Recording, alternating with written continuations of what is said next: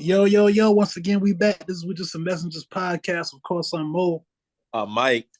It's Do Right Media Thursdays. We got my Third. dog Drew Money in the building with us on the Zoom call. How y'all feeling?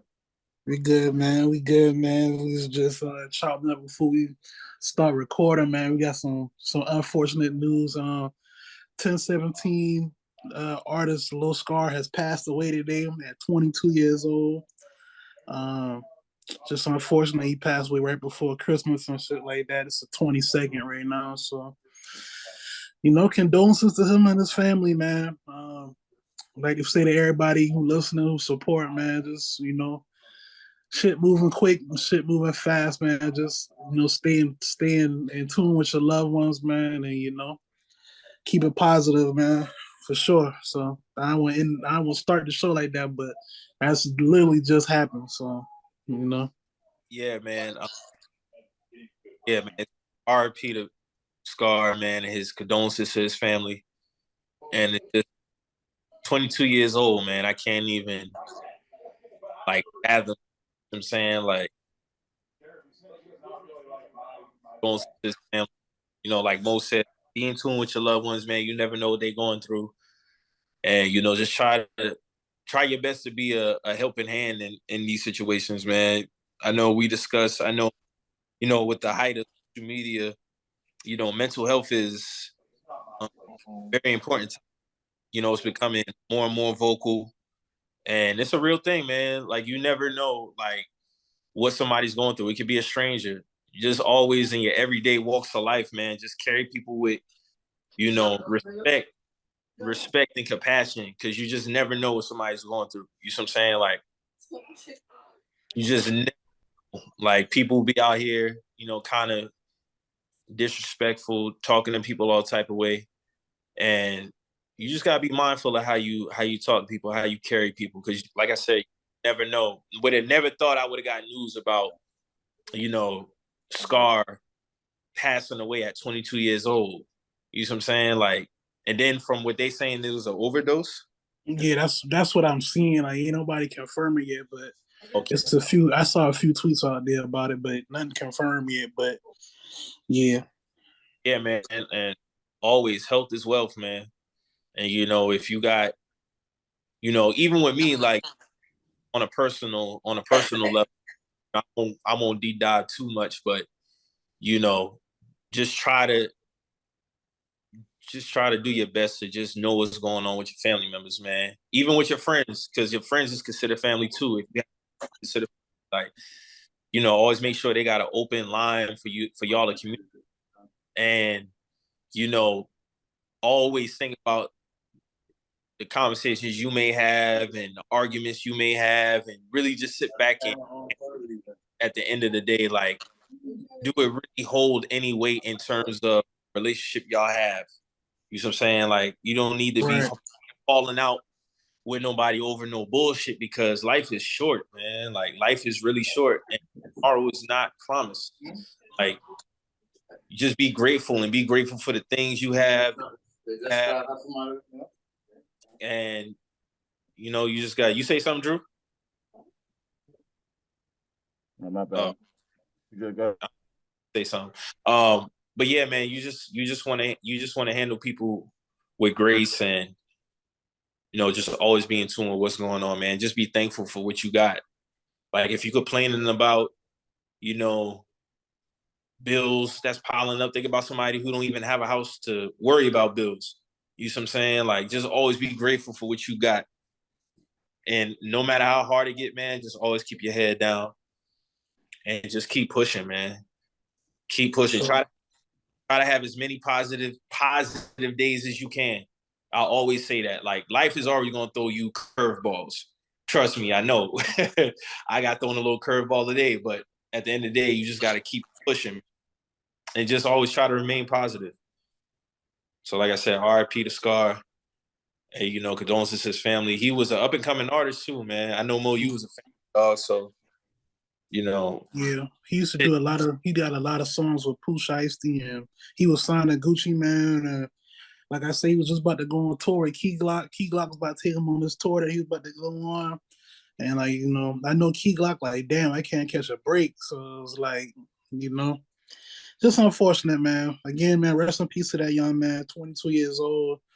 And that's all I can really say for bro, man. Unfortunate.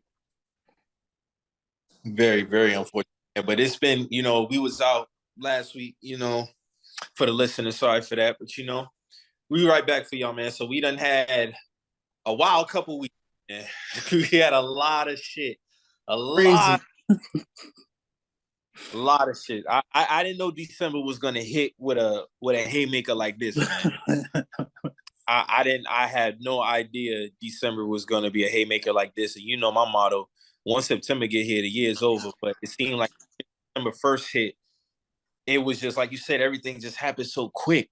And it's like you look up, it's already December 23rd, and then you just get hit with waves and waves of shit, man. It's just like you just always gotta be mindful and keep your head on the swivel and just be in tune with what's going on out here, man. Be aware of your surroundings. So glad we able to be back for y'all, man. And we gonna get right into it, man. The big thing that's going on, man. We got the Meg and Tory Lanez trial. You have the state of California versus Tory Lanez. Meg is actually not on this case, but it is in regards to her with the July 2020 incident and where she was hurt by bullet fragments. So the case, I think, started, what was this, Mo? Like last week, Monday? Last week, Monday. So of course it's been trending, a continuous trending topic across all social media platforms, whether it be Instagram, Twitter. We're at the deliberation process right now. I think the latest update I've seen is that deliberations will continue in the morning. There wasn't a verdict handed down today. So Mo, what you think about how this has all unfolded? Of course, we done had, to the listeners and new listeners, me and Mo have spoken on this topic before, mainly more so 2020 when it happened. Because, since then we haven't had no court appearances, nothing really to highlight, speak about. But now that the case is here, man, what do you think about how everything is unfolded and, your thoughts on if we'll get a verdict even before the new year?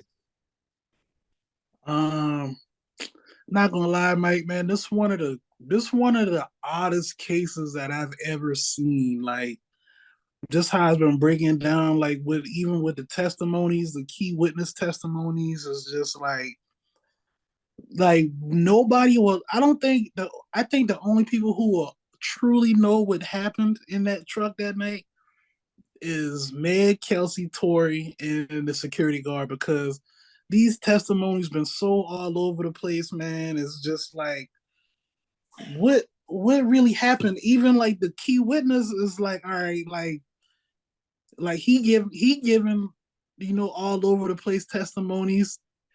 Like each witness is just like, I don't. It's too much. It's just too much to really say, hey, this is exactly what happened. Like to the T. We kind of got like a framework of what happened, like as far as like what led up to the gunshots and stuff like that, but it ain't no definitive like, hey, this is what happened from the time they left Kylie party to when the shots went off. You know what I'm saying? Like verbatim, this what happened. Like we just don't have that. And for this to be such a high profile case, it's just been like a lot of, and I expected this. Like I expected a lot of people to be, just kind of chomping at the bit, waiting for, whatever they can get their teeth on. Like even just earlier today, like there was a, somebody put out, it was Say Cheese. They put out a, Tory Lanez found not guilty, and the whole time, like Mike said, they still deliberating. Like we don't even know we gonna get. They was they was on lunch. They was yeah, on it lunch. was on lunch break. Like it's like, bro, like what's going on? Like we don't. I seen leaked deliberation like forms and shit like that, like with the not guilty like stuff on. And I'm like, bro, like what's really going on? Like this shit is just so odd to me, man. Like I don't know, man. I don't know. Like what you think, bro? I will say there has been good coverage as far as the updates as regards to what's going on with the case. So the people who have been reporting on it correctly, I want to commend them. for doing for sure. the proper just do. Of course, you got the the media outlets trying to be first, trying to go viral. Ultimately, man, I honestly, because I want to be educational in this, but I also want to be sensitive in terms of Meg. End of the day, she was hurt. And I just feel like this whole incident is something that could have been avoided. Like when I first spoke on it the first time, so now my stance has remained the same in terms of what I think happened, but that doesn't mean that my stance is correct. And what I've been seeing throughout this whole process is people are thinking what they think happened is correct. And at the end of that's just your opinion, because we don't have anything to say this is exactly what happened. We have some evidence, we have some testimonies, but all you can do is just logically apply what you think happened and just leave it at that. That doesn't mean that your stance is correct, and that don't make the other person's stance correct or wrong neither. Everybody has opinions. I really don't want to get into the whole back and forth about who's biased, who's not, because to me it's irrelevant. I see people was asking questions about as to why Meg sleeping with da-da-da-da matters. Like, let me be clear. It doesn't matter that Meg slept with Ben Simmons or the baby or whoever else. But in regards to the case, it mattered that if she had relations with Tory Lanez due to motive. And I see a lot of people don't understand what motive is. Like when you have certain cases, like say, for example, somebody breaks into a house, they kill somebody, but they leave all the jewels, all the cash. So they're already going to say that robbery right there wasn't the motive because they left everything there. Yeah, that was personal. So that was personal. So that right there is a motive.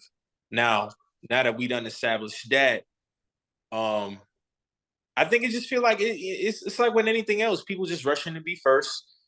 There's been a lot of inconsistencies, like you said, with the testimonies. The key witness said didn't see a gun, but then he saw a muzzle flash. Then he saw Tory shoot 4 times.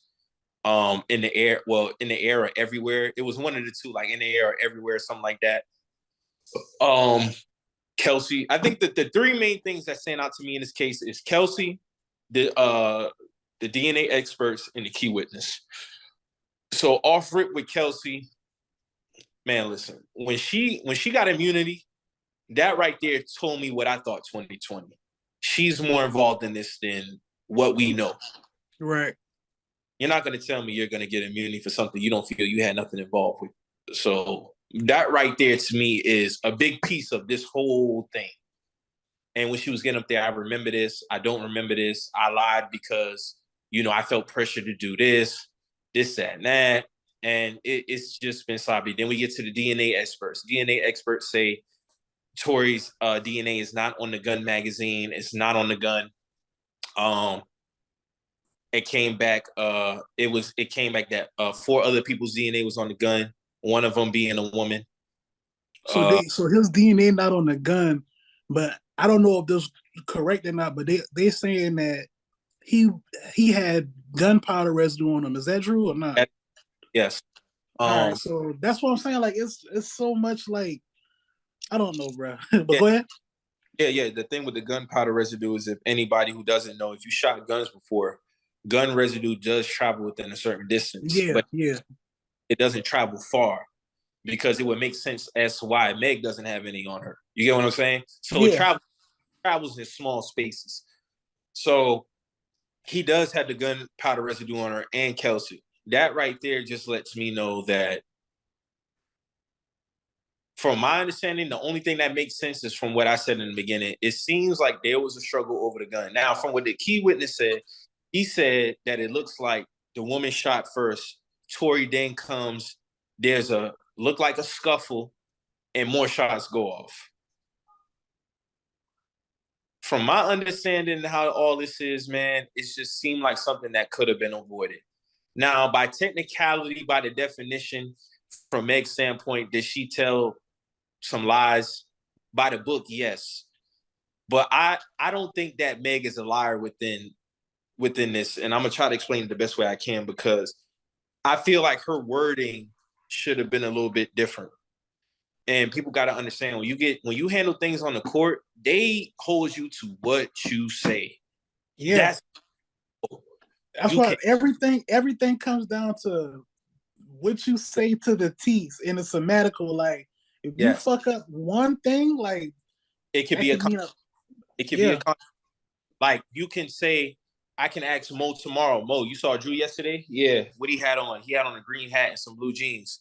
Then somebody come and ask Mo the next day, Mo, you saw Drew on Saturday? Yeah, what he had on? Oh, he had on some jeans and a hat. Well, yesterday you said he had on blue jeans but that's how it go. You see what I'm saying? So that small lapse in information can mean a lot. It can mean a lot.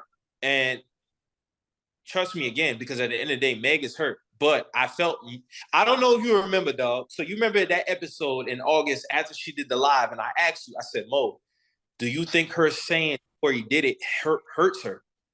You see what I'm saying? Like after everybody done got, settled, because you got to after everybody done had however they feel about it, you really got to look at it from a logical standpoint, and you got to be like, okay, you got to separate because this will be a court case. Right. And actually, man, do you think her speaking on this can hurt her?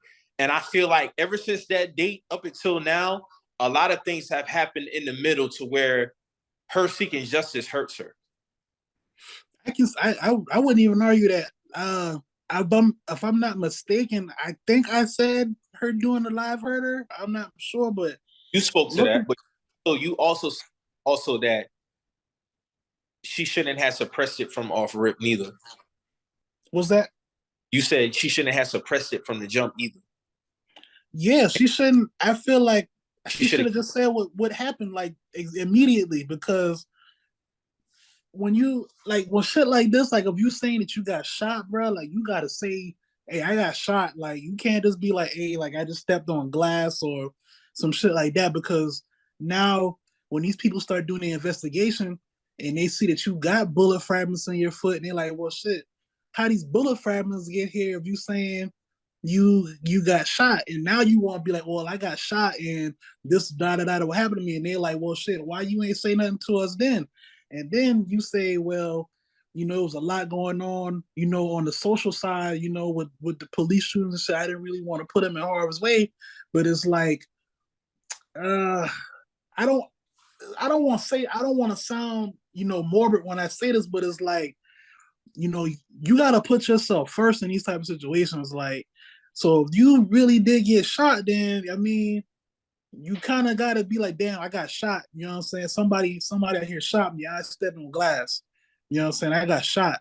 Even if you didn't, see exactly who did it, like, damn, like I got shot. You know what I'm saying? Because for nothing, they recovered the gun that night. You know what I'm saying?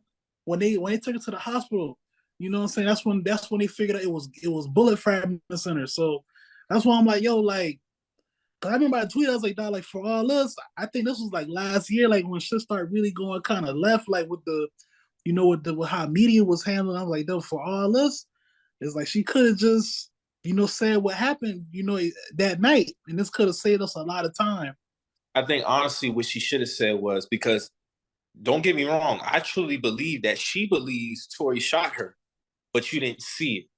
So with that, she should have said, well, hey, and when I turned around, he was holding a gun. I don't know who shot me out of those two people, but all I know is I was shot and my feet was injured due to that. You see what I'm saying? Like I was hurt.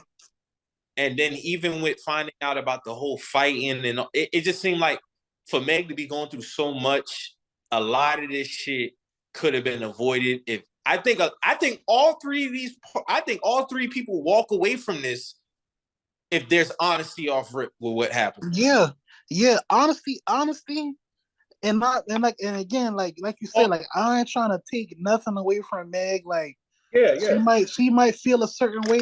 Oh shit, she might feel a way, and she's 100% supposed to feel how she feel. She got shot, so she can feel how she want to feel, bro. But like you said, man, like a lot of time gets saved, and we get to a conclusion way quicker. If there was more honesty that night that it happened. Mm-hmm. You know what I'm saying? Yeah, because at the end of the day, you're only hurting your case. Yeah. So the moment that in fact, her not being completely truthful that night in a way helped Tory case. Exactly. Because at the end of the day, if he did shoot you, you deserve justice for that. But it just seemed like ever since the day that she did that live up until now, it's just been a lot of things to hurt her case, even with the Gayle King thing. You see what I'm saying? Yeah. He explained why on the stand, why she lied. You see what I'm saying? But even with Gayle, I honestly don't see why she just couldn't tell Gayle. Next question. That's not relevant to this interview. That's none of your business. She ain't handle that. She ain't handle that interview correct at all. So and trust me, this is not a victim blaming thing, but she is the main character in this whole case. And I think honestly, had she just been like, "Hey, listen, I was hurt when I turned around. Tory had a gun. I don't know if he shot me or Kelsey shot me. All I know is when I turned around, this is what happened." But emotions are running high. She might have felt based off of how the blogs might have been reporting on it, Instagram, which that's what it was. Because she said it. She said, you got your people running to the blogs trying to create this narrative. Da, da, da. So the moment that she said he shot her, everything from that point had to be consistent with him doing it. But wording had changed in between that time. It became, I was shot. You see what I'm saying? But from the jump, it was Tory shot. And that's the thing that I'm speaking from a court standpoint. They pick up on certain things. You know, you unfortunately, again, like I said, people can like it or they can dislike it. But this is what it is. Unfortunately, you lying about sleeping with him can also hurt you in the case where you get on the stand, because then people are, okay, if you're able to lie about this, yeah, your character in question. It questions your honesty in terms of how this played out. And then what you also saying, your back was turned. See, they stick with certain words. Now, in terms of what I think happened, is the same thing that I said July 2020, August 2020, and October 2020. And I think a fight happened because it was confirmed that from a witness that a fight did happen. He said he saw two women fight. You know, Tory gets out the car, there's another scuffle, and at some point he see muzzle gun going off. And that's kind of what I thought happened. Like at some point, a fight was going on. Now, what I initially said in July was I felt like Meg and Tory was fighting. A gun got pulled out, a struggle ensues, and it goes off. Ricochet happens. You know, shit just went left. But based off how everything's been presented in this case, that's what I think happened. There's nothing else that I could point to say that he definitively pulled a gun out and shot 5 times in direct harm of her. And even with, you know, with her feet damage, with her feet injuries, excuse me, her foot injuries, it's a line with, you know, Ricochet. You see what I'm saying? Because like you said, if a bullet directly hits your feet and then at that 5 times, some bones are definitely going to be missing. Tendons are going to be effed up. You see what I'm saying? Like, so it sounds like to me, there was a struggle over that weapon and bullets got the firing and shit bounced all over the place. Fortunately, nobody lost their life, but that's just what seemed like happened to me. And with Kelsey getting an immunity deal, bro, that, to me, that really stands out the most to me out of all of this. Yeah, she made sure she got that immunity before she even got on the stand. Like that was like a thing. Like that was a part of her even testifying that she had to get immunity. Mm-hmm. So it's like, yeah, he wanted to make that very clear. So it seemed like to me, all of this could have been avoided. I really don't care about the fact within this court case. I don't feel like EJ taking the stand was necessary. I really don't. I don't see where he fits into it because he wasn't in the car. They said the bodyguard was supposed to come testify. Why is he coming to testify if he wasn't there? Irrelevant. The security should have been on the stand. Where's he at? You know what I'm saying? Like, it seems like they haven't got the right people that they needed to talk to on the stand. And I felt like the prosecution felt like they was kind of slighted by Kelsey in her testimony because they thinking from a standpoint like, well, shit, she our witness. She about to help our case. Wasn't the case at all. I mean, it seemed like they got hit with a complete 180 when it came to Kelsey because she went back on everything that she said as far as her testimony back in September, what she told the police. And I don't know, man. And everybody's going to have their opinion in terms of what their the relationship between her and Meg and all. It, to me, ultimately, it's just sad because I feel like this whole shit could have just been avoided. There has been a lot of poor journalism going on in terms of certain rap media outlets. I hate to say that, but that just is what it is. A lot of y'all niggas just rushing to be first. Like Mo said earlier, y'all putting out a not guilty, tweet and then having to come back. It's just all messy, man. It's just all messy. Like, just do your due diligence and not try to be first on shit and just be correct, especially in a case like this. You know what I'm saying? Because like I said, at the end of the day, somebody was hurt and one party feels like they're being framed. One party feels like said party hurt them and they're seeking justice. So honestly, man, I don't think we'll get a verdict before Christmas Day, to be honest. Christmas is Sunday. I think this shit boils over until next week. But yeah, I don't think we're gonna get a jury no time soon either. If we get one before New Year's, we lucky if we get one before New Year's. Yeah, but if I'm a juror on the case, if I'm going by the letter of the law, I honestly can't find this man guilty. I can't. Like, that's just me being real. Like, there's nothing that definitively tells me that he pulled that gun out and shot that girl. I think the 3 charges he's facing is disarming a firearm, gross negligence with a firearm, and gun possession. Now, one of them I think he'll get booked for, and that might be the gun possession. The other 2, I find it hard pressed to think that they'll find that man guilty. Yeah, he got to eat that gun possession. But wasn't he already on house arrest for something? Was that something prior to this?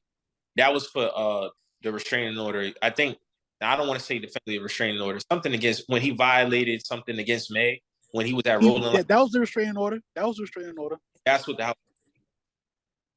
So he got off house arrest, I guess for this case because the case is in LA. He lives in Miami. Okay. All right. Yeah, man. Like you say, man, like the inconsistencies on both sides is going to make it hard to really convict him of anything. And like you said, like, are we going off of, can you prove without reasonable doubt that he XYZ is not not enough there. I don't think it's enough there to get a clear cut conviction. The gun possession, he might have to take that one though. Yeah, I'm gonna be real, bro.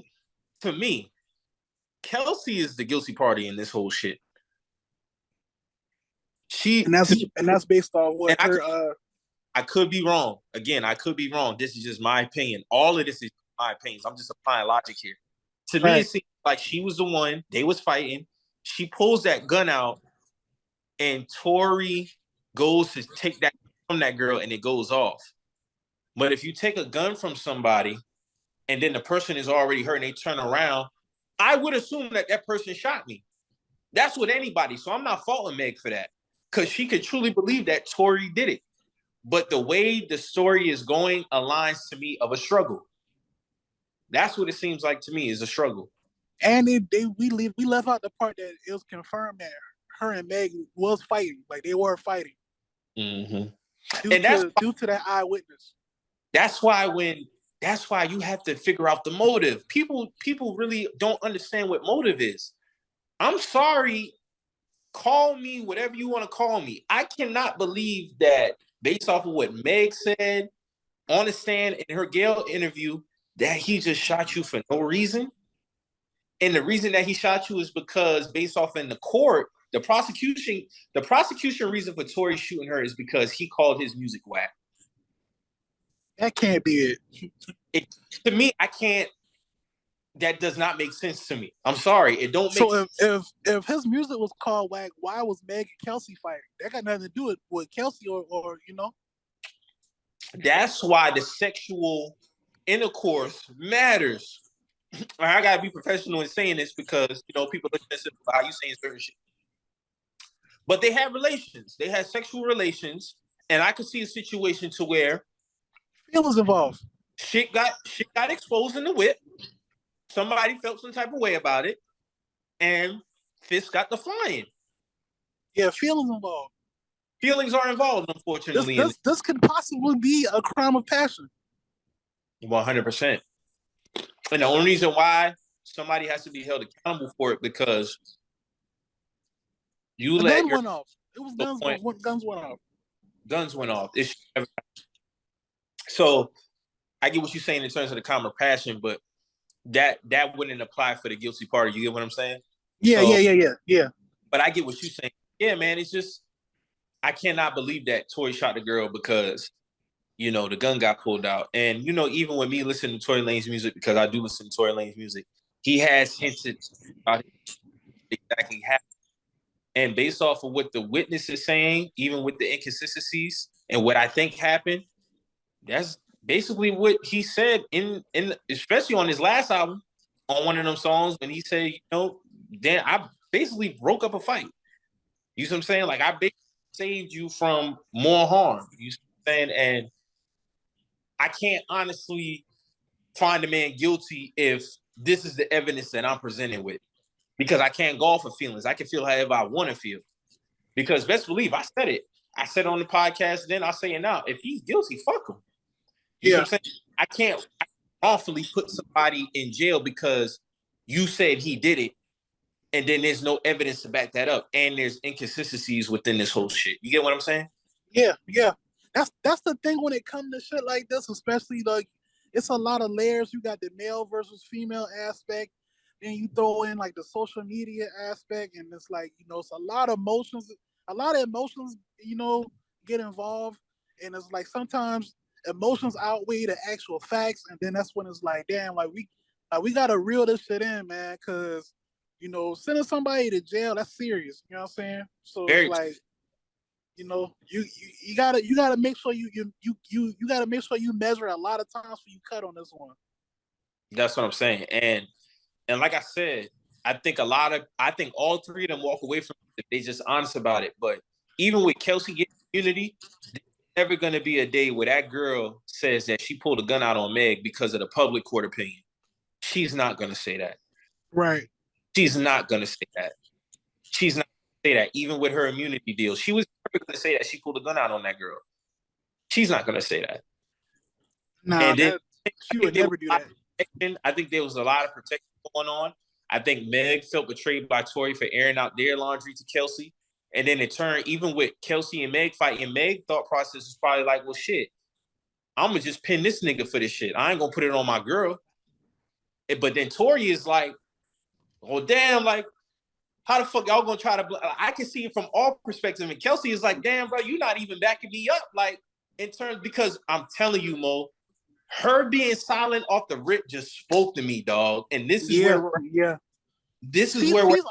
she's always been a big joker in this. She's always been a big joker, and nobody can convince me that women who are friends are not gonna stick up for each other in this situation because he fucking on both of y'all. But my friend was, you see what I'm saying? At the end of the day, my friend is shot. That nigga shot my homegirl. Point blank, period. Fuck if he was fucking on both. He shot my homegirl. You see what I'm saying? And then for Tory, it's like, I'm trying to figure out why would he shoot? What reason would he have to shoot her? If anybody's not going to shoot somebody in this situation, it would be him. If you're thinking logically, because I'm fucking on both of y'all. I'm just thinking from a man's standpoint. You see what I'm saying? Yeah. What reason do I have to then pull out a gun and shoot this girl? Y'all are fighting over me. You see what I'm saying? And then people are talking about another thing, and this is where I feel like if I have to ask somebody to use logic, then they're not just going to do it. They're overrun with their emotions. I don't know if people seen this documentary last year. We had the Cowboys, the Cocaine Cowboys documentary come out on Netflix. If you watch it, you already know what was happening. They was making millions, billions, and moving coke. So they had a real high profile case. They beat the case. Prosecution is shocked like a motherfucker. They don't know how the fuck they got off. The jury finds them not guilty. Come to find out a few years down the line, they done bribed jurors. Got one of the jurors on wiretap, surveillance. They paid these jurors off. And we all know that is a significant charge. You will go to jail for the rest of your life for doing shit like that. There's not a time that I ever thought that Tory Lanez paid off anybody in this case. I don't believe that lawyer is going to put his life and license on the line to helping this man bribe Kelsey or any other people. That's career suicide. That's career suicide. There's no, and then you know how easy it is to subpoena records? See, this is why I think a lot of people really got to stop watching a lot of TV. Like, seriously, I think a lot of people really get caught up in TV and the movies and think, oh, yeah, this is real life. Like, the courts easily could have subpoenaed Tory Lanez records to find out because if it's cash, he has to do a big withdrawal. And it would have always circled back to him. So anybody, 3rd, 4th, 5th, 6th, 20 parties involved, would have been known. And if it was wired, that would have been super easy. So at no point did I ever believe that Tory was paying somebody off. But I feel like there's a lot of spitefulness going on within this shit. There's a lot of spite going on. I think there's some spite on Kelsey's end that could feel warranted on her end. There could be spite on Meg's end that could be warranted. But everybody just had to be honest, bro.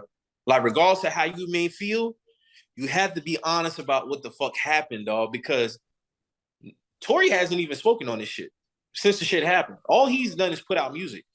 You see what I'm saying? They had a little back put in terms of why he was apologizing. He said he apologized because he was dicking both of them down. I'm just going and said that's what he said. But as regards to what happened in the case, he hasn't spoken on the shit. And I feel like throughout time, Meg, of course, she's been the one been able to speak on, do what she wants. But I think a lot of people have to honestly sit back and analyze it from an objective standpoint. Just be objective, bro. That's all you have to do is just be objective. I think it's so easy to get caught up in whether you're an actual fan of the defendant or the co-defendant. I mean, the defendant in the prosecution or not. And shit like this, like situations like this, especially like with the court cases and shit, is made for Twitter. It's made for social media and shit like that. Like, so I mean, that's what you're seeing. It's a lot of people not using logic. It's a lot of people using emotion. It's a lot of people using bias and what they want to believe and what they don't want to believe. And added that with the misinformation that's going on. Like, it's a recipe for a lot of foolishness. So it's a sad case of there's lack of accountability on all three parties. There's lack of accountability on all three parties. Nobody wants to be accountable for their part. I feel like Tory, he kind of started the feud between Kelsey and Meg. He knew what he was doing with that. He knew exactly what he was doing with that. I don't believe that he shot her, but he is held accountable for starting that whole shit. You get what I believe Kelsey is accountable in the aspect of y'all was fighting, you pulled the gun out on that girl. I think Meg has the most minimal accountability in terms of you saying what happened. Because we've seen the Gayle interview. She made it seem as if she did nothing. I'm just going off of what she said. She had no parts of anything. No parts of anything. She had no parts of anything, but everybody is accountable in some way in this whole situation. And then unfortunately, with these love triangles, this is the shit that happens. This is why I think this is a love triangle sport. This has nothing to do with somebody's career being trash. This is some love triangle bullshit. That's all this is. And it's and like I say, I'll always go back to this. It really is unfortunate for Meg, but it just goes back to the honesty aspect. The honesty aspect, like, when she got on the court and she got on the stand, she said she didn't tell Kelsey what happened between her and Tory because she knew he liked him. Then you got people pulling up old tweets. So I can never fuck behind my friends. That's not. It just piles on to why somebody could say in the court that we don't believe that you like Tory shot you. You know what I'm saying? It's a lot of inconsistency. It's just too much inconsistencies, and that whole shit just could have been avoided. But you know, me like Mo, me and you have off-camera conversations about shit like that all the time. Like people just gotta be honest with their dealings with people, bruh. All of this could have been avoided. Everybody was over intoxicated. Words were said. Fists got the throwing. Feet got the flying. And unfortunately, a gun was involved. And somebody got hurt. And all of this shit could have been avoided. But I think all of them could have walked away from this shit if they charged it up as an accident, bro. Because it's not, I don't think there's a situation to where somebody would have got severely punished for a gun going off. If anybody has seen The Sopranos, I always highlight the scene in The Sopranos. If you know Bodie from The Wire, he was in this scene. Bodie is in the truck. He hops out the truck. The gun falls out his pants, hits the ground, bullet goes off and kills the driver. So it don't take much for a gun to go off. And if you handle guns, you don't have to pull a trigger for a bullet to come out that shit. No. You don't. You don't have to pull a trigger for a gun to come out. So it just... I don't think people understand how sensitive a gun can be at times. I don't think they do, Mo. They don't. That's why you don't play around with that shit. That shit ain't nothing to play with. That shit is not a toy. It's nothing you play with and you go and you get training, you go get one. You see what I'm saying? Like, it's nothing for a gun to go off, bro. That's why if you have a gun, you know, you walk in the house or you just done playing, you don't just toss it somewhere. You gently place it down somewhere. You see what I'm saying? You could just toss your pistol on the shit fall off the couch, hit the floor, and then that shit'll go off. That shit will go off, man. And I think like you just have to be very mindful of, you know, the handling of weapons. But all of this shit just could have been avoided, man. All of it could have been avoided. Hopefully we get a verdict before this new year, because you already know the timeline's treating this shit like some OJ trial 2022 shit. Yeah. And that's really why I want this shit to get wrapped up. Like, let's just go ahead and get this shit over with. So all parties involved can get that shit behind them. Like, get this shit over with, man. Mm-hmm. Like, for real. This shit is just, this shit just been wild. And I don't feel like this is a case that should have dragged it. Oh, this dragged on way longer than it needed to. And a lot of people were saying, like, you know, that we don't even care about this shit no more. And it's like, I mean, I understand that, but, you know, we here now. And people want to know. Said, yeah, people, this shit is, I just want, at this point, I just want to know the conclusion so we can get some type of clarity on what really happened, or if clarity on what happened in general, and then let's just move on from this shit, man. Move on. And unfortunately, at the end of the day, all friendships shit. So what was it for? What was it for? Nobody is friends in all this shit at the end of the day no more. Kelsey and Meg are no longer cool. Tory, don't fuck with Meg. You know, him and Kelsey, I don't know what they got going on. She said they haven't even spoken since that night. So it's just messy. A lot of permanent shit went down off some temporary pleasures. What Darnell mama say on Thin Line Between Love and Hate? She said a night of passion could give you a lifetime of pain, Darnell. A lifetime of pain. Now listen, on Tory's end, bro, you're facing 22 years off of some for it. You lost millions of dollars off top. We gonna talk on some man shit right now. As niggas, you know better. If you fucking on two women, right, that are friends, you should have never even been at that pool party. Should have never been there. You should have never been there from the jump. But you know what you was doing. And then you aired out the dirty laundry in the car, however it came about. I don't know how that conversation came out, but the information came out. The information came out, and now it's all bad. But you as a man he should have never been there. But he was feeling himself. Yeah, he's feeling himself. He was in his bag. He was feeling himself. But in no circumstance, you put yourself in a situation where you know you smashing on both of them. And to be honest, to be real with you, he's even wrong for doing that because you and Meg know what it was. So at no point, Kelsey should have never known about that shit. Because y'all already done did what you done did. You already done did what you done did, bro. You already was fucking on her. Now you done fuck around on Meg. Meg probably didn't know that y'all was already done had smashed, but she knew that she had like you, bro. So Yeah, why see, Meg knew that Kelsey had feelings for Tory. X? So why even introduce that, bro?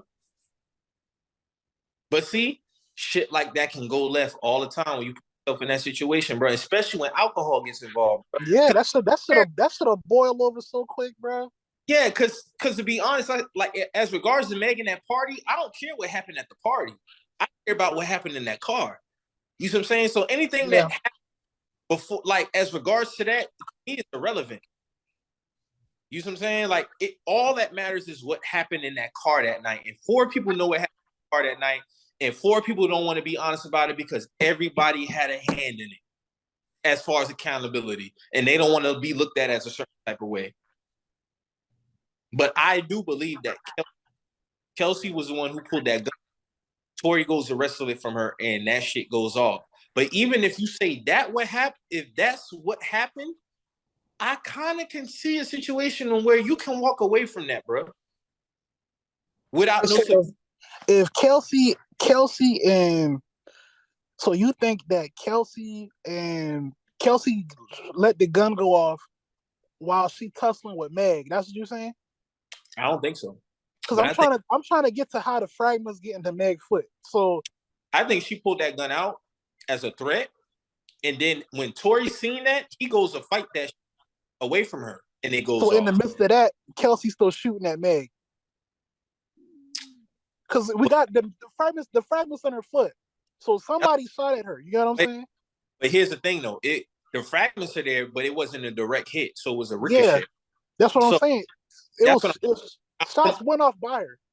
So from what the witness said he saw one shot from the woman first. You get what I'm saying? So that could have been it. That could have been it. And then Tory comes, 4 more shots go off because it was 5 shots total that he said he heard. So at that point, I'm thinking that's obviously a struggle. And if I'm a man in that situation, bro, I can't sit back because they asked him, it was like, well, did Tory take the gun and proceed to shoot 5 more times? He's like, it wasn't like hey, it's my turn type shit. And they said the court laughed about it, but that's what he said. It wasn't like a situation. He was like, hey, can I have that? It's my turn. It sounds like it was a struggle, and he said that. He's like, matter of fact, let me pull up the tweet because I think I do have it bookmarked. Yeah, because not for nothing, Meg. I mean, not for nothing, not trying to be funny. Like Tory, not the biggest dude. Kelsey is kind of on the thicker side, so I can see it being like a struggle. Like I ain't even trying to be funny and saying none of that. So, but yeah. So, I'm gonna read this tweet from James Queeley. He was reporting on this. On redirect, Tory's lawyer got Kelly to acknowledge he previously said he saw Lanes wrestling the gun away from Kelsey. Here's the quote. It looked like he was trying to take the gun from the other girl, Kelly previously told defense investigator. So, to me, if you then saying look like Tory shot, I can see it to where we're fighting and, the shit is just, at that point going off. You see what I'm saying? Especially if it's going everywhere. And it's like, this shit, just in terms of the evidence presented, it's hard for me to prove without reasonable doubt that he did that shit. That's just where I'm at with it. And honestly, I just want Meg, Tory, and Kelsey to just seek peace after all this whole shit, to be real. Because it ain't worth none of y'all life. You see what I'm saying? Because the damage friendship-wise is already done. It's already done. But all 3 parties just got to move on, man. The best way that's why I say this. I just want everybody to put this shit behind them, but if anything, like. And we already know when the verdict comes down, guilty and not guilty, what the reaction is going to be. And all I'm going to say is this, because I ain't debating nobody about nothing. I just be scrolling Twitter anyway. Don't lose no friendships behind this verdict, man. Don't do it. It's not worth it, bro. Life is too short. I already see people really going head to head behind this shit. Because it's not that. It shouldn't be that serious, man. People severely invested in this shit, man. Severely invested in this shit. People will lose friendships behind the outcome of this case, and it shouldn't be that serious, bro. I seen a woman say, "Oh, people are really riding Tory that he don't even know him." Then a man quoted and said, "Coming from a woman who riding for men who don't know her." You get what I'm saying? Like it's building up. Oh, it's going to be war. It's going to be war, bro. If Tory is guilty, you're going to see the typical the justice system failed black women again narrative. That's just what it is. You say if he not guilty, found not guilty. If he is guilty, you're going to have some men and maybe some women who might have been on the other side speaking, "Oh, y'all wrongfully framed this innocent black man." Da, da, da, da. It's just going to be a whole bunch of, hey, y'all, it's not worth it, bro. It's not worth it. Because at the end of the day, whatever the verdict is, that's what it is. It ain't changing. whatever go down when they come to a conclusion as far as that jury go, that's just what it is, man. So I don't know, man. Shit crazy, man. It's crazy. But yeah, man. Hopefully we'll get a verdict before this new year gets here. Like I said, from what she said, they'll be back in court tomorrow morning to continue deliberating, and we'll just go from there. So next up, the YSL Rico case, another wild one. Just been a lot of shit happening, man. So, members of YSL have agreed to plea deals. One of them being Gunna. Young Thug's brother, Fook got a plea deal, and the co-founder, I don't know his name. DK. DK got a plea deal as well. And Duke, YSL Duke. Yeah, Duke got a plea deal. We all seen the video of Gunna saying yes to questions that the prosecutor asked him directly in terms of, is YSL a gang? Yes. You know members of said gang that committed crimes? Yes, ma'am. The whole nine. The big debate has been whether Gunna has snitched, cooperated, told, the whole nine. That still honestly is still kind of a debate amongst some people. I see it kind of dying down, but it's still within question. You had people also coming out from YSL. I think Young Thug's brother was like, I didn't tell on nothing. Da da da. This is what it is. The whole nine. Right. Also, it's like Young Thug is not getting a plea deal offer. He's looking at a life sentence behind this shit. And honestly, when this whole thing started, that's what it looked like to me. It looked like they didn't about the members. They wanted to pin him to the wall. And I see the latest conversations surrounding Young Thug. All I'm gonna say is this, man. Young Thug knew what he was doing. That's all I'm gonna say. So with that being said, you got to take what comes with your actions. I love Young Thug's music. I'm not a big Young Thug fan, but I do fuck with his music. But at the end of the day, bro, if you did what these people saying that you doing, then you got to take what come with that, bro. It's a level of accountability that comes with an almost 10-year investigation. You being linked to vehicles rented to kill somebody. And The streets have talked. You directly linked to bodies. You directly linked to various incidents involving shootings. Just overall, you know what I'm saying? It's a level of accountability that come with that.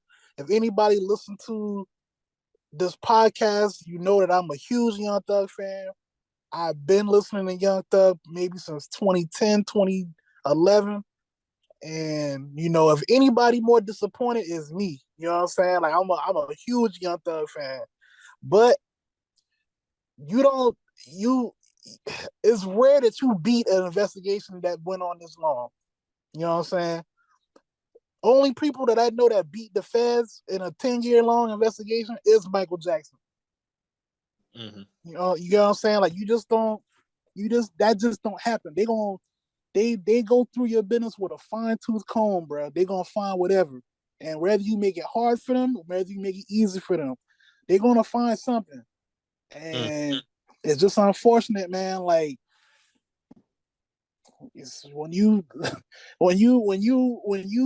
commit to that type of lifestyle, or you commit to doing these type of things, you gotta weigh both sides. You gotta weigh both sides. Like, it's not like in a perfect world, I didn't want Young Thug to be involved in none of that shit. Like, I'd rather Young Thug just be a dope musical artist doing his thing. Like he already came from adverse environments, coming from, the dirt, coming from nothing. You know what I'm saying? So, him getting out of them situations was enough for me. Like, I don't feel like he needed to partake in any of that shit for real. But, it's just an aspect of, this type of lifestyle that people feel like they gotta do. So unfortunately with that, there comes consequences with that. So, if it come down to him actually doing this shit, then I can't shoot him no bell, like, because they not shooting him no bell. You know what I'm saying? Of course, like I said, like, I would want him to be free, continue on with his artistry, but you got to be more responsible with your freedom, man. Like, that's just what it comes down to. You got kids, you got a lot of people you was taking care of, and you was the breadwinner. You know what I'm saying? Like, this, it come responsibility with that. And in a way, it's kind of selfish. It's selfish as fuck. You taking care of a lot of people, bro. You taking care of a lot of people. A lot of people's lifestyles are gonna change.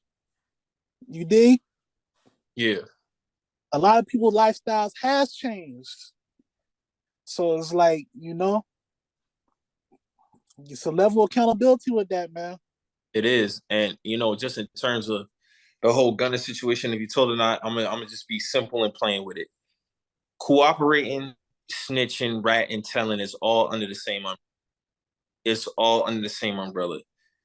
When that woman asked him specific questions about YSL being a gang, and he said yes, at that moment, he helped the state's case against Young Thug, because Young Thug's case is YSL is not a gang. It's just a record label. And also when he was having his bail hearings, he had Kevin Lyle speaking on his behalf. He had another, I want to say an artist or somebody who's aligned with YSL also speak to his case, to his defense. He even said that YSL is a gang needs to end. Didn't he say that too? Yeah, so it's like, I don't know, man. It hurts. Like, I want to. Go ahead, Mike. I'm sorry. Go ahead. No, you good. Here's the thing. No, go ahead. You good. There's no just being accountable for yourself in a Rico case. When that's the point of a Rico, is all of us or nothing. So at the moment that one person gets to cooperating, that's it. And it's just a domino effect. Because I literally seen a clip of when they was in court, and you could see one of the prosecutors, like, how you can, see what they saying with their mouth. And she basically was saying, man, listen, we don't care. We want the leader. Mm-hmm. You get what I'm saying? So it don't matter, Gunna, that you don't have to testify. That don't matter. You done said it already. You see what I'm saying? So you think Gunna lawyer was capping when he was like, none of that shit can be used against Thug? That's 100% semantics. He's playing semantics. Because it don't matter that he got to get up there and do that, because it ain't about him at the end of the day. And guess what? Even if he do go up there and, do his Fifth Amendment, he can't get up there and lie neither. Because guess what? You could get charges for that too. Now, the co-founder of YSL, part of his deal is he has to testify. Right. He has to testify. That's the difference between him. But them lawyers don't tell them that. That's where they get him at. Because they use Gunna to start the fire, and now they just got the co-founder. He's going to set it ablaze. So it don't even matter that Gunna going to testify or not. It don't matter. But with the moment that you say yes to those questions, yes, bro, you cooperated. That's what it is. It's not to be disrespectful. It's not to get up, oh, fuck Gunna, he's a rat. No, I'm simply saying his actions in that video is cooperation. It's 100% cooperation. And people can kind of dress it up and be nice with it because it's Gunna. That's just what it is, bro. And that's what it would be anybody else. It don't matter if he was sitting right here on the stand, if on a Skype call, it don't matter. The moment that he said yes to those questions, he was cooperating. And you don't have to be a street person to know that. I see a lot of that being talked about. And I think people, like, this is just, if you know what's going on, because you grow up, unfortunately, hopefully you wouldn't have to know about it. But I knew the consequences of being in the streets. Hell, so I was never a street nigga. I'm speaking for me now. I knew what came with possibly entering that life. Wasn't worth it. So I seen it firsthand. Yeah, you know when you get into the game, what comes with it? You let the lawyers handle anything. That's why anytime you see a mob go to court, the lawyers handle it and nobody says shit. They make you prove what they. That's what it is. They make the state or the feds prove what the mob did. That's what they do. Nobody talks. They let the lawyers handle anything. The moment somebody get to telling, that's it. As regards to a Rico case. That's what that is. Now, if this was a situation as with it wasn't that, and they were just bringing in a question about certain shit, he could have pulled a Weebay. If anybody knows what I'm talking about, if you're a Wire fan, when Weebay got booked for the murder for the murder of Orlando, and then the shooting of Kima the cop, the lady told her straight up, "Hey, listen, if you even want to think about straight life for these bodies, you need to start talking about Avon Barksdale and Stringer Bell." And what Weebay said, nah, and continue eating his fries. He took accountability for all the bodies. Gunna can't do that because this is a Rico case. People are saying, well, if he would have said this, if he would have said that, he wouldn't have went home. People got to remember, he was denied bail before. So you know what happened? Hey, man, listen. We already was denied bail the first time. These are the terms for the next one. Or for you to even just go home, period. So he had to say those exact words in order for him to go home. If he didn't say, that's why his lawyer is playing semantics. Because then you can ask his lawyer, well, if he didn't say what he said was on that paper, he had went home. And that's how you get him. I feel like with that Gunna shit, they did that because they made sure they made him say that, because when it come down to it, they didn't really want Gunna anyway. That's exactly. They didn't really want Gunna. Gunna was never a key player in any of this shit. You know what I'm saying? Just how we all know Gunna as a new character on the board. They know that they've been watching Young Thug. You know what I'm saying? So getting Gunna, denying him that bail, they knew that he was sweet for that deal. Mm-hmm. You know what I'm saying? And it's like, he probably didn't think that video was going to surface neither. He probably didn't think that. He probably didn't know that somebody was recording. And guess what? That statement came out before he got in that damn truck, in my opinion. Oh, yeah. The statement about, I didn't... Bro, what's understood ain't got to be explained, bro. So you already to me, that's just already lets me know he didn't feel right about that. In my opinion. But when this all said and done, I honestly cannot wait until somebody gets to interview Young Thug. I want to know how he feel about this shit. Because I want to know just everything. Not even just the testimonies against him or the people taking the plea deals. I just want to, just everything in totality. I want to know where he at mentally. Like I just want to know where he at. Because this one of the biggest cases in Georgia, like the state of Georgia history. Facts. I'm seeing people saying, well, Thug is going, bro, listen, he's under heavy surveillance. Even if he doesn't approve, he's not going to say it publicly because that's just going to help the state's fucking case. He's not going to say anything to his sister, any family that he disapproves of what Gunna did. We'll know by him going to court and fighting the shit.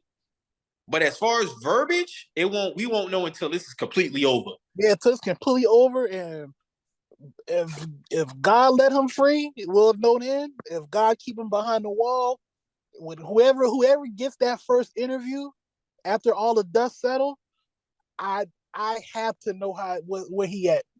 You know what I'm saying? Where do you see him sentence wise? It's hard to say. If this reports coming out, he's facing life. You know what I'm saying? And they're not even giving him no chance at taking any type of plea deals. They're going for complete crucifixion of that man. This is about setting a new standard for Atlanta going forward. That's what this tells me. So whatever happened to Young Thug, he is the example going forward. If you want to do this in the city, this is what's going to happen to you. Whatever type of time that comes with, I don't know, bro. Like I really don't. Mm-hmm.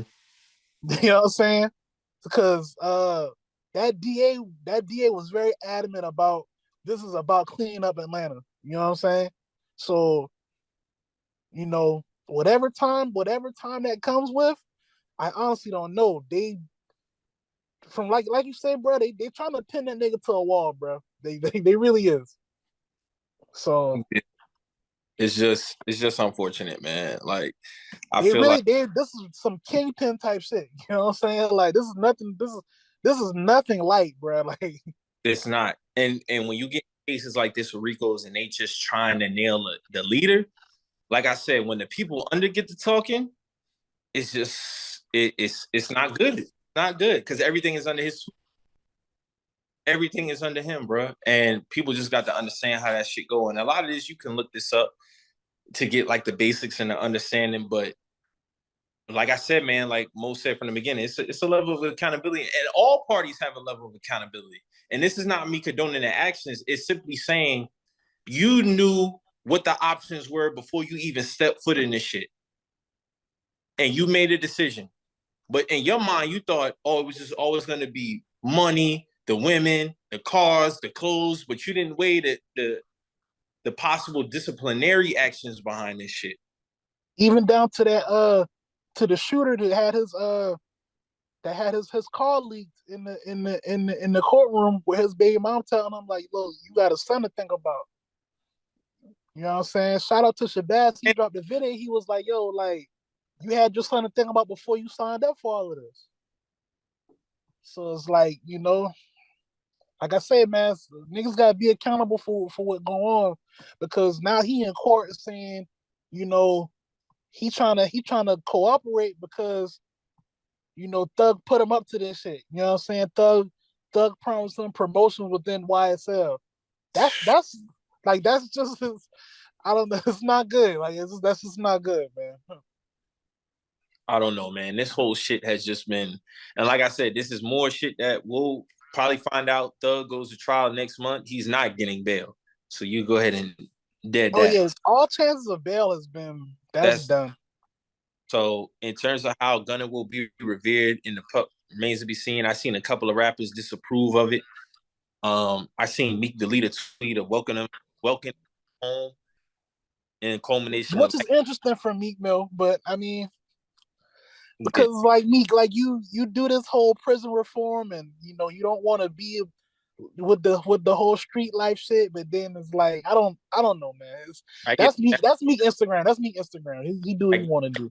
exactly what you're saying. You have Lil Boosie off the rip. Boosie was not approved of this shit. He was not. Expect that from Boosie. I expect this from Boosie. I'm saying yes, I 100% expect. So, do I think he'll lose if he's able to continue his music career? Will he lose any fans on a grand scale? I don't think so. No, because No, hell no. the core of his fan base is not gonna care about that shit. The kids and the suburban kids, they don't care about this shit. Them people that be at Rolling Loud, they don't care about this shit. They don't care about that. Nah, not at all, bro. But like I said, man, Thug goes to trial next month. We're gonna see how that plays out. But just for anybody who was confused on if Gunna cooperated or not, he 100%. Yeah, And I asked a few people that I know but personally. I asked my uncles about that shit. And they was like, man, one of my uncles was like, I sent him the video first, and all mm-hmm. he texted me back, he was like, damn, son. And I was like, I already knew it that man. I called him back. I called him immediately. He was like, man, he's like, damn, man, Gunna was in there singing, bro. I was like, yeah, I mean, he's like, yeah, that man was singing, bro. Yeah, I was like, cause I even asked him, I was like, what do you think? What do you think this do for his career going forward? And I was like, he was like, you know, basically saying the same shit we said. Like, of course, he know he can't go certain places before, but in the grand scheme, that shit don't matter. You know what I'm saying? Like, we in a different time right now. It's like it's crazy because you can do shit like that, and you know, people can separate, you know, the art from, you know, what you actually did, your actions. mm-hmm. So it's like, you know, it's not gonna matter in the grand scheme, but you know, I'm pretty sure niggas know not to move around with him in certain situations. I mean, that's clear cut. Yeah, that's clear cut. Yeah. So yeah, man, we'll see what happens. Just another case of accountability, man. Niggas gotta be held accountable for the action. So I wanted to speak about this because this is something that's new and I felt it needs to be talked about. So Indiana recently just had a law that came down and police officers are not fond of it.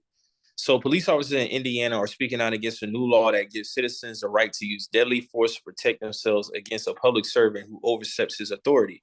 Tim Downs, president of the Indiana State Fraternal Order of Police, says the law signed in March by Governor Mitch Daniels, but now only getting national attention, might give people the impression that they can shoot police with impunity. It's just a recipe for disaster, he tells Bloomberg. Here's a brief guide to this controversial legislation. Excuse me. It authorizes people to protect themselves or their property by using deadly force in response to unlawful intrusion by a public servant. The measure is essentially just a public servant specific amendment to the state's 2006 so-called Castle Doctrine Bill, which allows people to do whatever they have to stop someone from illegally entering a home or a car. Indiana is reportedly the first state to specifically allow use of force against police. The new rule was passed with a nudge from the National Rifle Association, which has pushed permissive gun laws around the country. I fully support it. I mean, dog saying this is a recipe for disaster. Well, shit, we kind of been living in a recipe for disaster with police not really being held accountable for shooting people. So if we're gonna level the playing field and give the people the right to defend themselves against crookedness, because that's all that is. A police coming into your house, uncalled for, that's crookedness. If you're giving people the right to defend themselves from that, I fully support that. If anything, I feel like that's going to make these motherfuckers tighten up, because you try to come in a nigga house, you try to use your authority the wrong way and violate people's privacy, you're going to pay for it. So I fully support shit like that. Yeah, bro. Like to me, it sounds like y'all mad the rabbit got the gun now. Yeah, that's exactly what this shit is. That's what it sounds like to me. Because guess what? I bet your ass gonna think twice now. But see, you're gonna think twice before you try to do some fuck shit. And me and my uncle kind of had an emotional debate about this because he's a police officer. And I respect my uncle, and he's a police officer in Atlanta. And he's gonna have his own feelings about it. But me, I'm not gonna budge on mine. And he understood where I was coming from. And I kind of understood where he was coming from too. But they love to jump out the window with this, oh, it's just gonna give people the right to shoot police. People just don't be dropping police like how police be dropping unarmed, keyword, unarmed people. Yeah. You get what I'm saying? So it's not comparable. It's not comparable. I love how they like to jump out the window in terms of, oh, this is just, people are not just going to want to shoot y'all just because, bro. Y'all are public service at the end of the day, and that's where y'all get it fucked up. Y'all are not above the law. Y'all are here to protect and serve the people. So, unfortunately, when I was in class when I was a kid, if somebody did some bullshit, you know what? Unfortunately, the whole class had to suffer. There's no room for error when it comes to police. I hate when they say it's good cops. This ain't about the good cops. This is about the bad ones. And there shouldn't be no bad cops. That's why we're here. All of y'all have shared accountability when it comes to shit like that. When it comes to shit like this, because it has to be removed. It's no room for even having one. All of them got to be gone. So I guess when you start putting laws in place like this, y'all gonna think twice. To me, y'all pensions need to be hit, if anything. Yeah. That really need to happen. Because that's what y'all cherish so much is the pensions. If y'all start docking them pensions, y'all would think twice before you start killing unarmed people. You do an unlawful entering in people's house for faulty warrants and car searches, the whole nine, bro. But there has to be a level of accountability. So now you get to a point where you keep putting your hand on the stove. You keep putting your hand on the stove. You keep putting your hand on the stove. At some point, you're gonna get burned. Well, this is y'all getting burned. Yep. That iron, that stove eye is red hot now. Put your hand on that shit now. Put your hand on it now and see what happens. That's just what it is, bro. That's what this shit come down to, bro. And like you say, bro, like this is not about, penalizing the quote unquote good cops. It's not about that. You know what I'm saying? This is strictly about people being able to protect themselves from crookedness. That's what it is. Because just because you police don't give you a shield to cover up who the person really is. You still gonna be that person regardless if you in your police uniform and when you outside your police uniform.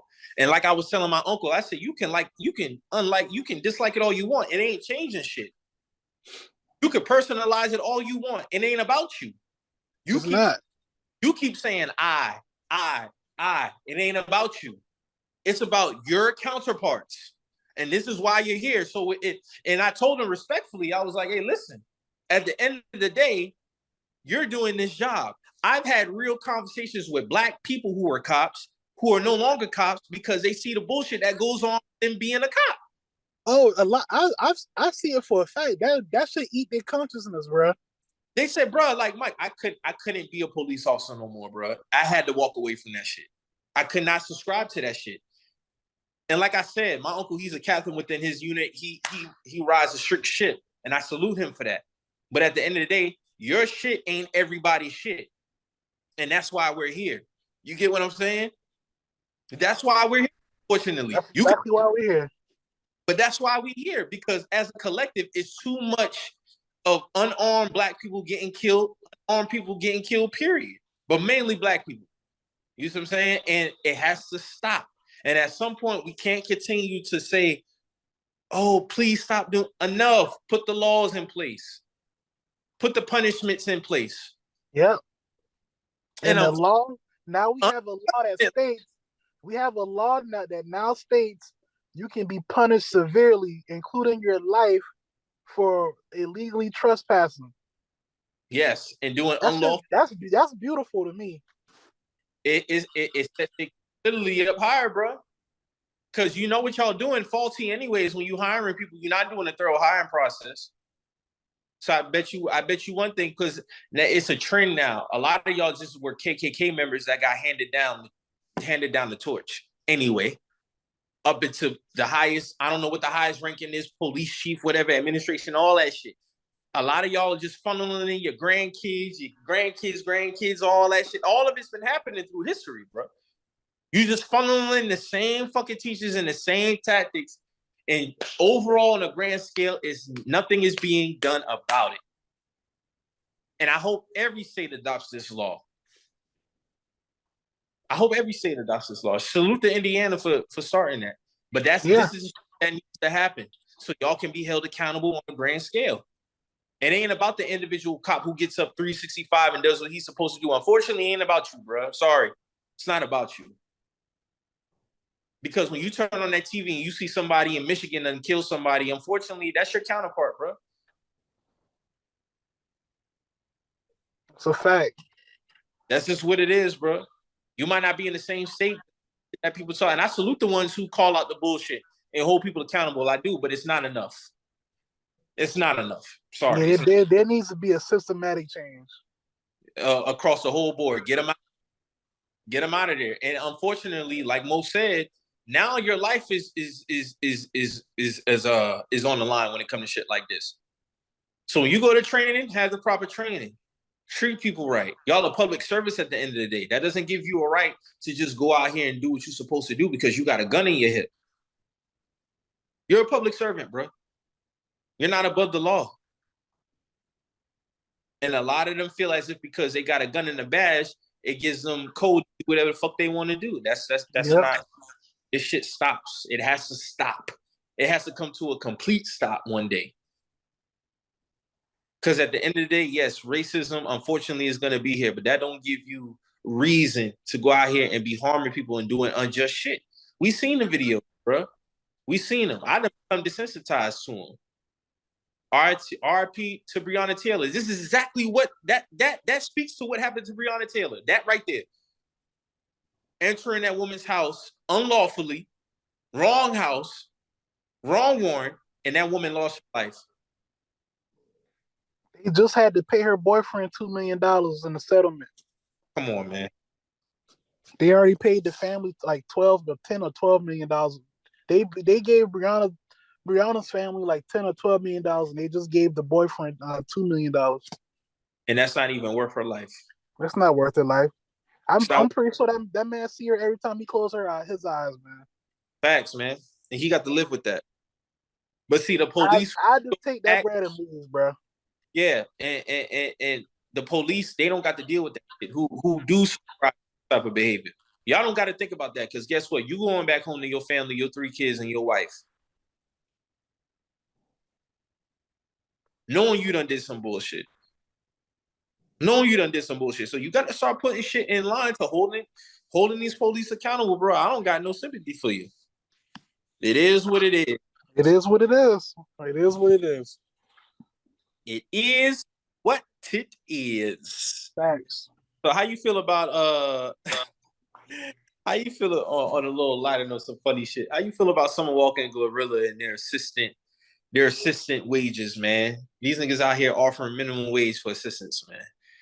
I'm gonna be real, bro. It depends. I feel like it depends on your situation. If I'm a college student and I'm like trying to get into the industry, I sign up for that shit. Like on some intern type shit. Like I sign up for it.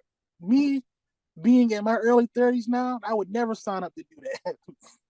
You dig? Like I would never sign up to do that. But if I was younger and I'm coming out of school and shit like that, and I know that, I wanna build my connections within the industry, because yeah, you're only getting 2,000 a month, but at the end of the day, you're bumping shoulders with so much people behind the scenes, and that matters when you're 10 years older with Glorilla.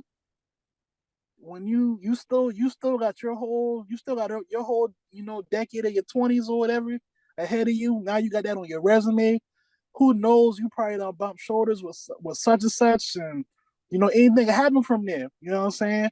But like I said, it just comes down. It comes down to your situation with that Glorilla shit. Now Summer, like I saw that she was like she want what was it? She want a gay white dude or something like that.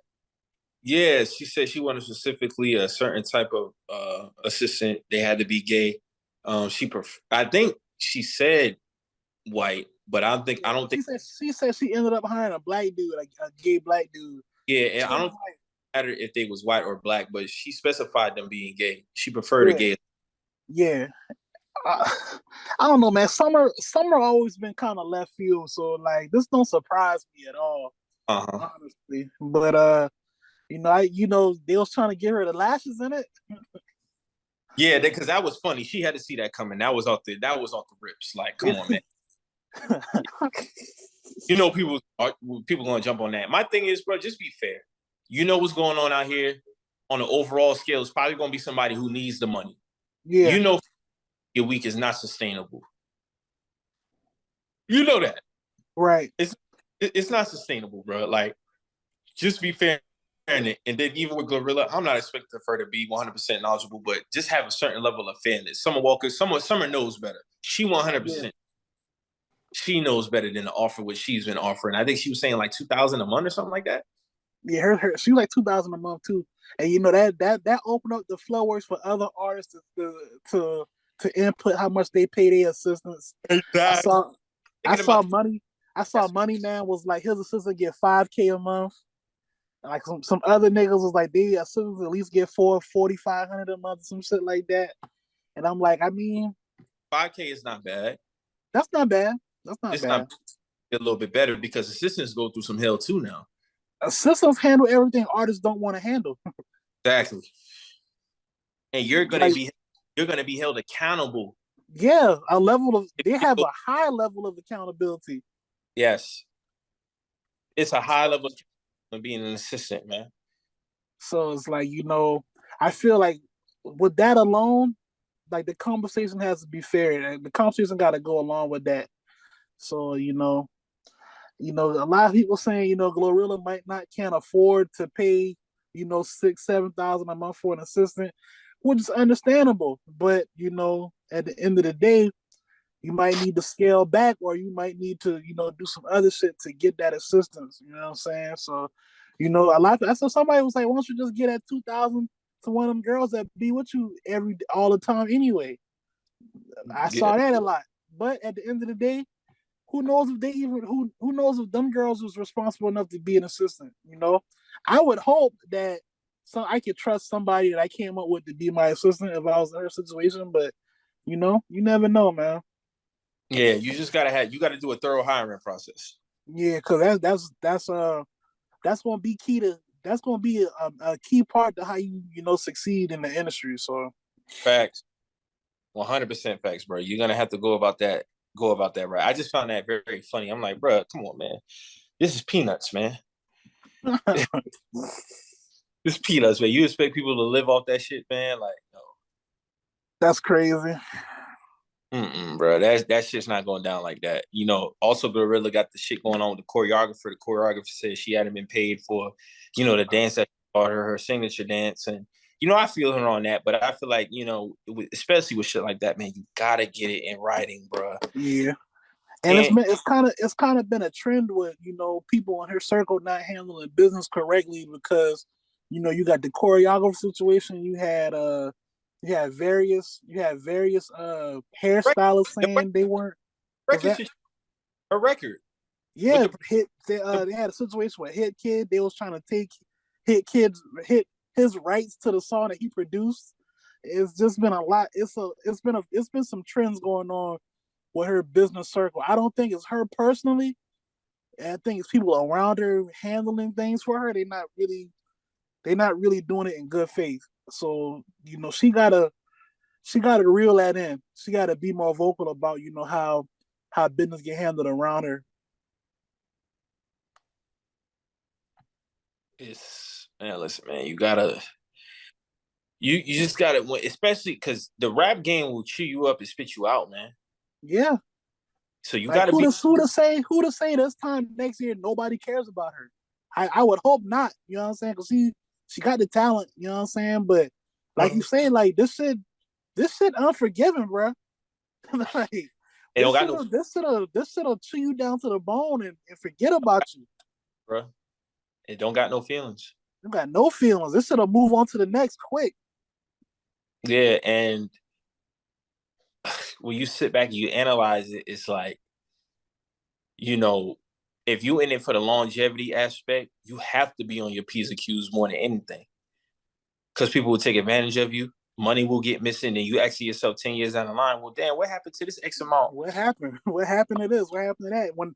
That's when it should really start hitting you like, damn, what happened here? What happened there? And shit done came and went. And it's worse when you older now, you got more responsibilities. Yep.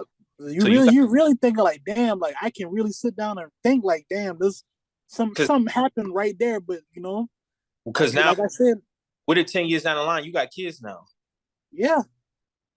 I'd imagine Glorilla probably would be to a point where she want to have kids and start a family and shit. And that's when you really want to you really start thinking back on shit. And it's like, damn, like what happened there?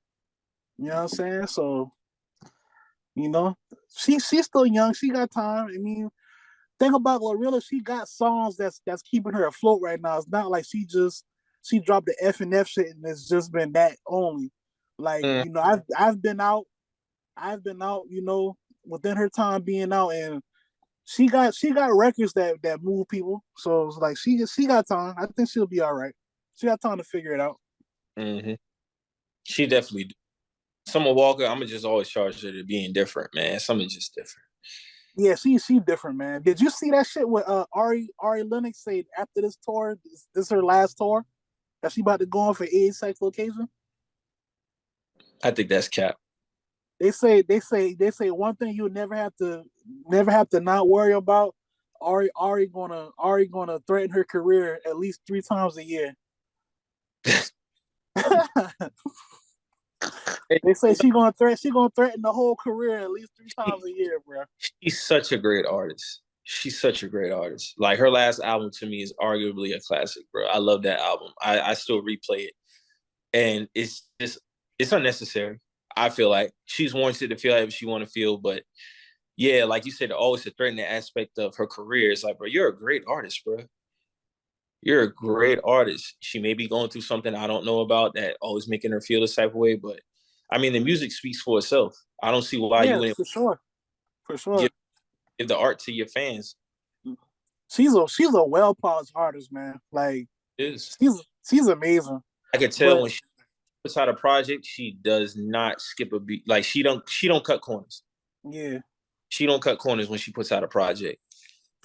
Like you said, like whatever she got going on, I just hope she can go through the proper motions of, getting help for that. If it is something, I'm not trying to, misdiagnose her or anything, but I would, like you said, like I would hope she. What you say? Something is triggering that.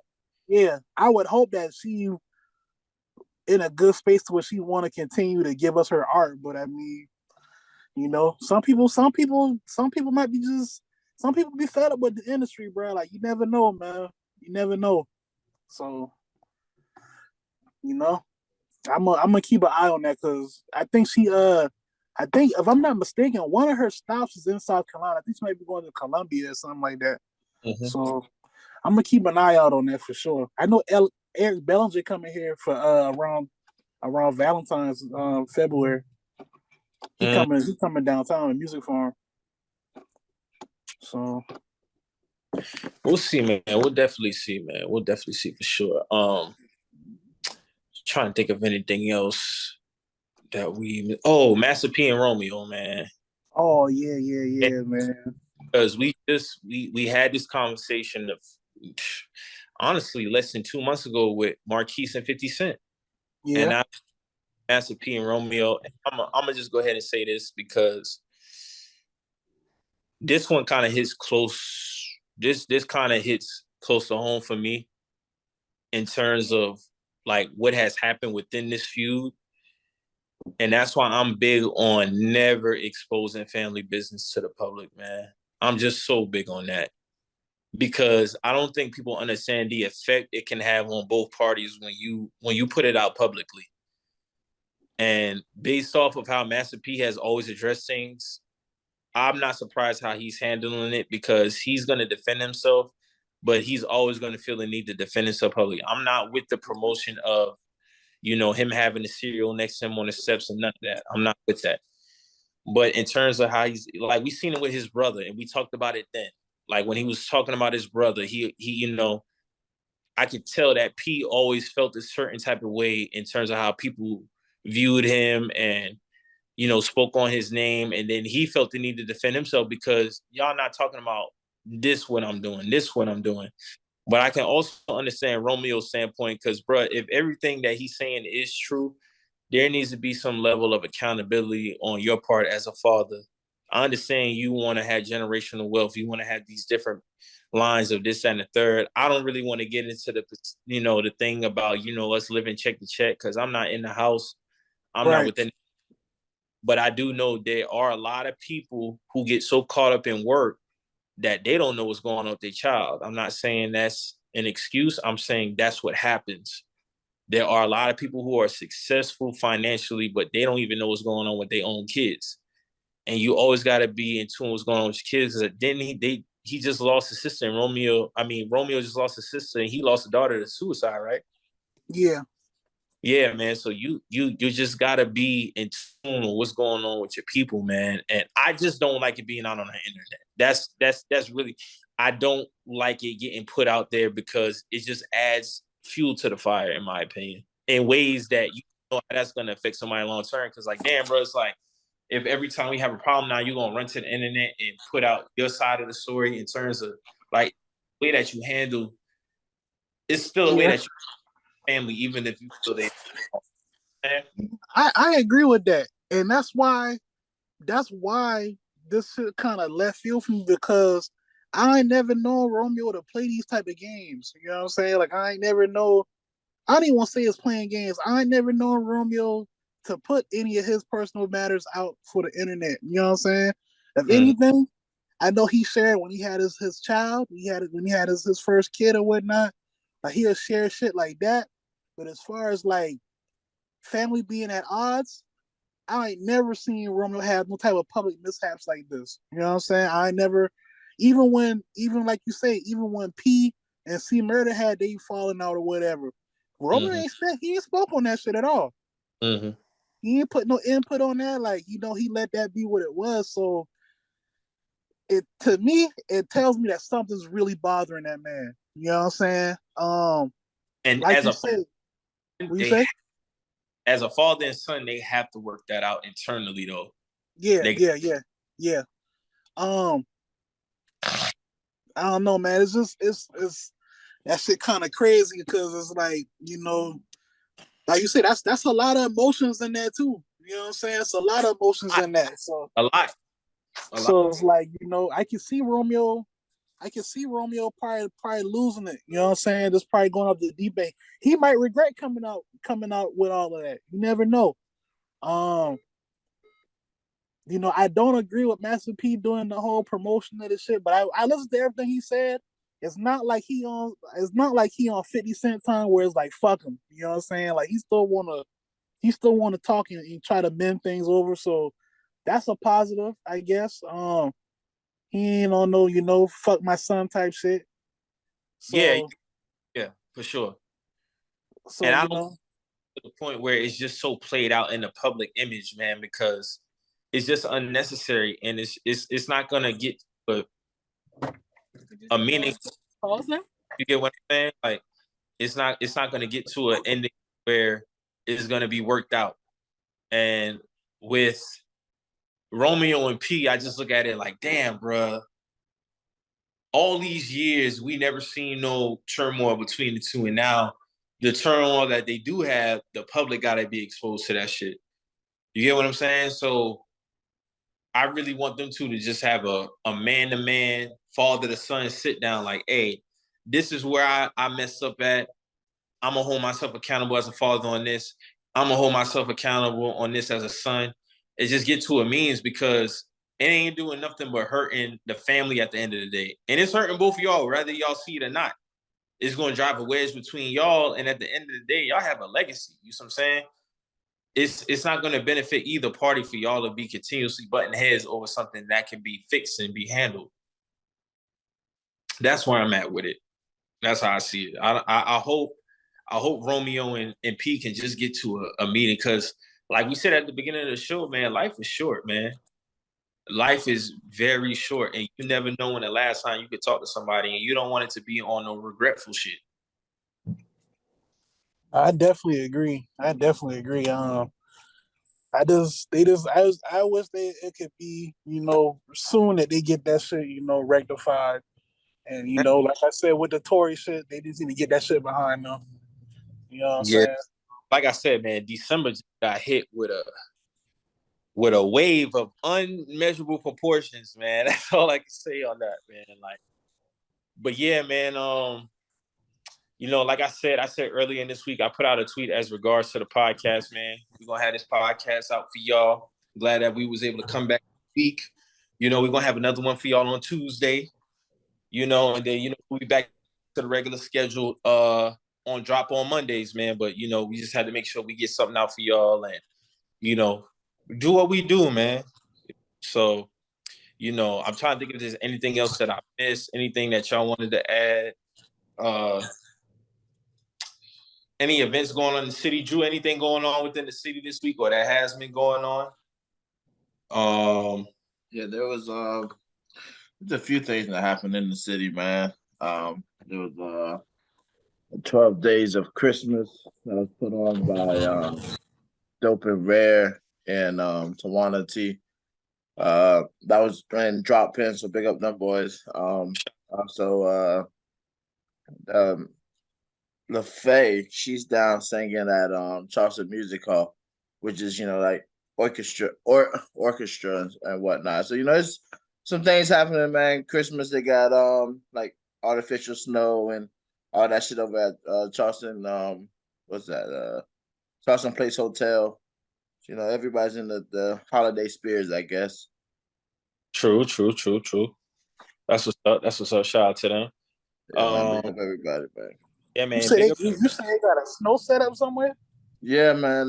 Right there at Charleston Place Hotel, downtown off of King. off of King Street, Mm-hmm. Charleston Place. Oh, all right. Yeah. Mm-hmm. Big ass Christmas tree outside. Got the little snow blowing and stuff. So yeah, man. Take your families out there. Also, this got ice skating. This set up like ice skating range. It's like 30 minutes like $14. You go ice skating and shit. They said just outside. It's gonna be cold as shit. Like the low is like 20 tomorrow. Yeah, I'm hearing the temperature is gonna be dropping crazy down here, man. Which I'm not surprised. It's December. You know what I'm saying?